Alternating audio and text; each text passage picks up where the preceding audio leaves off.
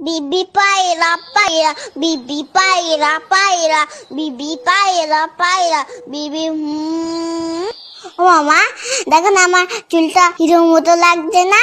হ্যাঁ তো, তবে বাবান চুলটা আরেকটু কাটিয়ে নিয়ে আসি চল, তাহলে পারফেক্ট হিরো লাগবে।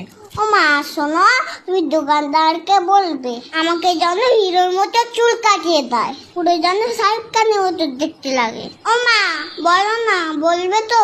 বলবে না তো? বাবা, দোকানদারকে বলবো তোকে শাহরুখ খানের মতনই চুল কাটিয়ে দেবে। ও বৌদি কেমন আছেন? খবর সব ভালো তো? হ্যাঁ দাদা, ভালো। আরে বাবান কেমন আছো? হ্যাঁ ভালো আছি, তবে আমার কিন্তু হিরোর মতো চুল কেটে দিতে হবে, আবার যেন সব চুল কেটে দিও না। আহ বাবা, নড়ো না, কান টান কেটে যাবে কিন্তু। ও দাদা, একেবারে মুড়ো করে কেটে দেবেন। হ্যাঁ হ্যাঁ, বুঝেছি বুঝেছি। আমার চুলগুলো কোথায় গেল? ও বাবান তুমি কাঁদছো কেন? তোমাকে তো রজনীকান্তের মতো লাগছে দেখতে। ওটা রশ্মি যায়নি না, আমার চুল আবার লাগিয়ে দাও, না হলে এখান থেকে আমি যাবো না। বাবান ওরকম করে না, নেমে এসো বলছি।